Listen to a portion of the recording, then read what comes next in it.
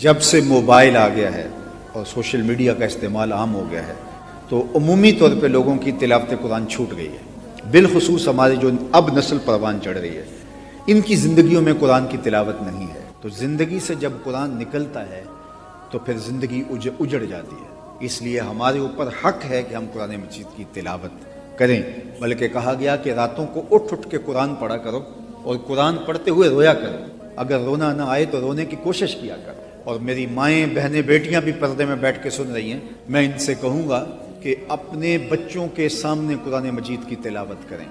جب بچوں کے سامنے مائیں تلاوت کر رہی ہوتی ہیں تو جو رحمتیں اتر رہی ہوتی ہیں، اور بچہ چاہے کھیل رہا ہو، ابھی اس کو لفظوں کی شناخت بھی نہیں ہوئی، تو وہ قرآن کا نور اس بچے کے اندر اتر رہا ہوگا۔ جس طرح بچہ ابھی تو حرفوں سے آشنا بھی نہیں ہے، اس کے کان میں اذان دی جاتی ہے۔ تو آج سمیات کے ماہرین کہتے ہیں کہ بچپن میں جو بچہ آواز سنتا ہے ساری زندگی ان آوازوں سے مانوس رہتا ہے۔ تو قرآن کی آواز جب بچے کے کان کے اندر پڑے گی، اگرچہ بچہ ابھی بولنا نہیں جانتا، ابھی مادری زبان نہیں سیکھ پایا، اور عربی کا قرآن اس کے سامنے جب پڑھو گے تو اس کے الفاظ کی اس کو سمجھ تو نہیں آئے گی، لیکن اس الفاظ کے ساتھ جو نور اترتا ہے وہ اس بچے کے قلب میں داخل ہوگا۔ اور اگر ماں کو پتہ چل جائے کہ بیٹے کے سینے میں کتنی روشنی اتر رہی ہے میرے اس قرآن پڑھنے سے، تو وہ ماں جو ہے وہ 24 گھنٹے قرآن ہی پڑھتی رہے۔ اور اگر ماں کو یہ پتہ چل جائے کہ یہ سکرین کے اوپر تھرکتی ہوئی نیم برہنہ تصویریں بچے کے باطن کو کیسے مجروح کر رہی ہیں، تو وہ اس کو توڑ دے اور کبھی بھی بچے کے سامنے جو ہے وہ ایسی بات اور ایسا اشارہ تک بھی نہ کرے، حالانکہ وہ بچہ بالکل بچہ ہے۔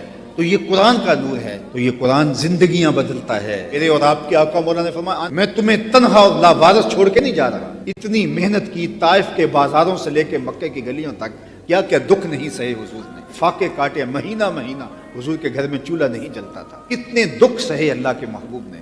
تو کیا یہ دین حضور ایسے ہی چھوڑ کے چلے گئے؟ نہیں، کہا میں تمہیں لاوارث چھوڑ کے نہیں جا رہا، میں تمہارے اندر دو بھاری چیزیں چھوڑ کے جا رہا ہوں۔ ان میں سے پہلی چیز اللہ کی کتاب، فرمایا اس کتاب کو مضبوطی سے پکڑ لو، اس کے ساتھ جڑ جاؤ، اور میرے اہل بیت، میری اطرت، ان کے ساتھ اپنے ربط کو، رشتے کو مضبوط کر لو۔ اگر تمہارا یہ تعلق مضبوط ہو گیا تم گمراہ نہیں ہو سکتے۔ جب تیز آندیاں چلیں تو لوگ درختوں کے ساتھ چمٹ جاتے ہیں کہ درخت جو ہے اس کے ساتھ چمٹنا مجھے تیز آندھی سے، لیکن اس کے باوجود بھی آندھی شدید ہو تو درخت بھی اکھاڑ دیتی ہے۔ لیکن یہ وہ شجر رحمت ہے قرآن، فتنے کی تیز آندیاں ہوں، جو اس قرآن سے جڑ گیا اس کے ایمان کی بھی حفاظت ہوگی، اس کے دین کی بھی حفاظت ہوگی۔ تو ہمیں اس کتاب کے ساتھ جڑنا سکھایا گیا ہے۔